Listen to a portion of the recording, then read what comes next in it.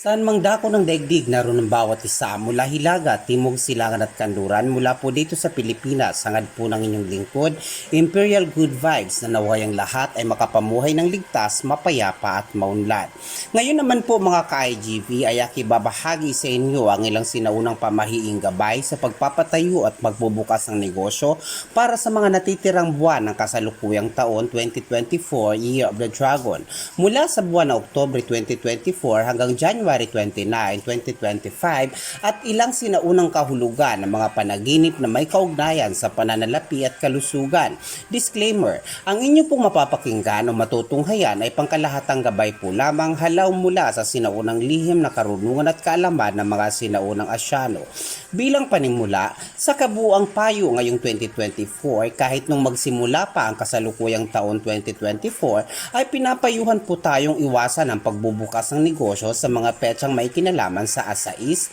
asyete, 25, 30 o 31 sapagkat ayon po sa lumang gabay,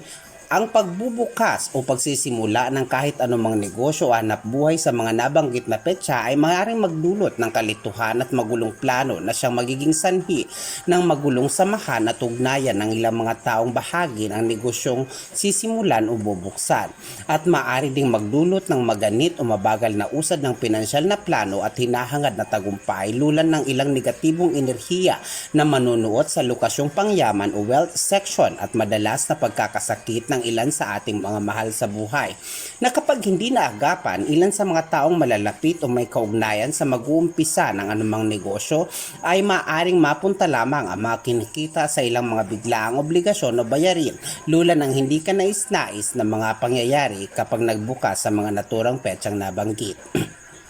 Gayunpaman, bagamat may ilang makabagong gabay na nagsasabing maganda ang mga naturang petsa lalo na ang mga petsang ikapito at ika-25 o 25 ng mga buwan sa kasalukuyang taon, maaari nyo rin namang subukan sapagkat ang inyong pong lingkod ay magbabahagi lamang kung ano ang inilalahad ng sinaunang lihim na karunungan na pinagtibay ng mga sinaunang Asyano alinsunod sa galaw ng mga bituin at ikot ng buwan. Para naman po sa buwan ng Oktubre ngayong taon, ayon po sa lumang gabay, mainam ang mga petsang 9,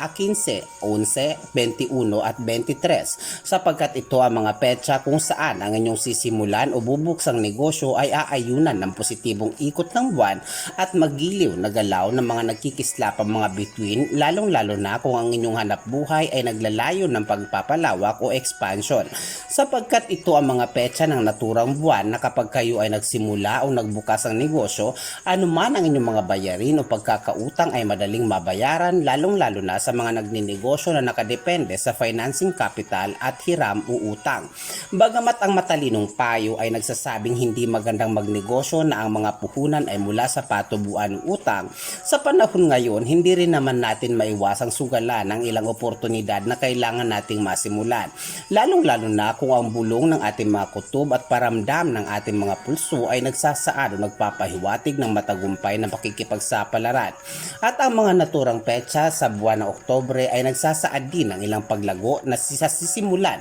o bubuksang negosyo na pag-uugatan ng ilang pagpupundar gaya ng lupa, sasakyan at magandang propriedad o bahay. At para naman po sa buwan ng Nobyembre 2024 Year of the Dragon, mainam po ayon po sa lumang gabay ang mga petsang 1, 2, 10 at 14 sapagkat ito ang mga petsa kung saan anumang negosyong naisimulan o buksan ay mabilis na makahikayat ng mga positibong atensyon mula sa mga taong nakapaligid o makakaalam at mabilis na makakuha ng suporta mula sa mga kakilala, kaibigan at ibang taong marunong din sa hanap buhay. Ito din po ang mga petsang nagpapahiwatig ng mabilis na pag-unlad at paglago ng hanap buhay o negosyo na naisimulan. Habang ang mga 4 at 15 naman para sa buwan ng Disyembre ay perpektong mga petsa para sa pagbubukas o pagsisimula ng negosyo lalong-lalo na sa mga baguhan upang mahasa ang inyong husay at abilidad sa anumang hanap buhay na nais ninyong simulan o pasukin lalong-lalo na sa mga may problema pagdating sa paghawak ng pananalapi.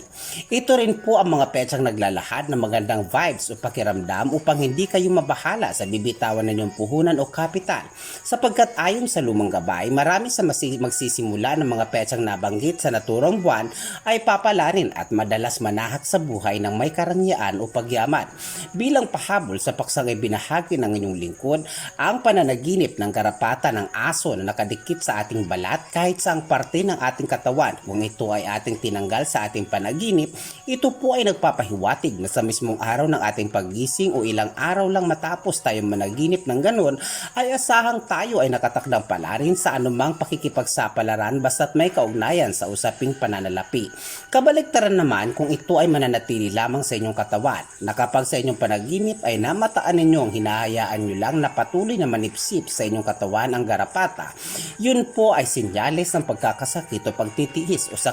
sakripisyo sa buhay. At madalas, ang nakakapanaginip ng ganon ay dadanas ng ilang nakaka-stress na sitwasyon at sakit. Kapag naman ang ating napanaginipan ay kuto, kahit anong sitwasyon o ang gulo ng ating panaginip na may kinalaman sa kuto, saan man natin makita, mapabuhok o ilang bahagi ng ating katawan, kahit saang lokasyon o ibang tao, basta ba't kuto. Ang pananaginip po ng ganun ay hindi kaaya-aya. Madalas po itong magpahiwatig ng malungkot na sitwasyon, gaya ng karamdaman o paghahalumpihit sa ilang masaklap o mahirap na karanasan o estado sa buhay. Mga ka-IGV, abangan nyo po ang ilang forecast prediction para sa nalalapit na pagpapalit ng taon 2025, Year of the Snake, na mag-uumpisa by January 29.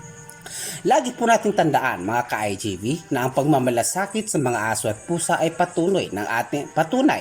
ating pagiging makatao at pagbibigay halaga sa lahat ng may buhay sa ating daigdig. Ito po ang inyong lingkod, Imperial Good Vibes, na lagi nagpapaalalang ang lahat po ng aking naibahagi ay mga gabay po lamang, alinsunod sa inilathala ng sinaunang lihim na karunungan at kalaman ng mga sinaunang Asyano, sapagkat batid naman po nating lahat na tanging Diyos lamang ang siyang makapangyarihang hukom sa anumang landasin ng ating buhay alinsunod sa inulma nating kapalaran. Ito pong muli ang inyong lingkod na lagi nagsasabing patuloy po tayo magtiwala sa dakilang may likha, sikaping makapamuhay araw-araw nang hindi namiminta sa kahinaan ng iba, iwasang mainggit sa magandang buhay o tagumpay na tinatahak ng ating kapwa, at ugaliing makapamuhay ng may malayang kaisipan upang lagi nating maunawaan ang buhay ng hindi nakakapanghusga at nangahamak sa katayuan ng ibang tao. Mahal ko po kayo, lagi po tayong mag-iingat. Maraming salamat po.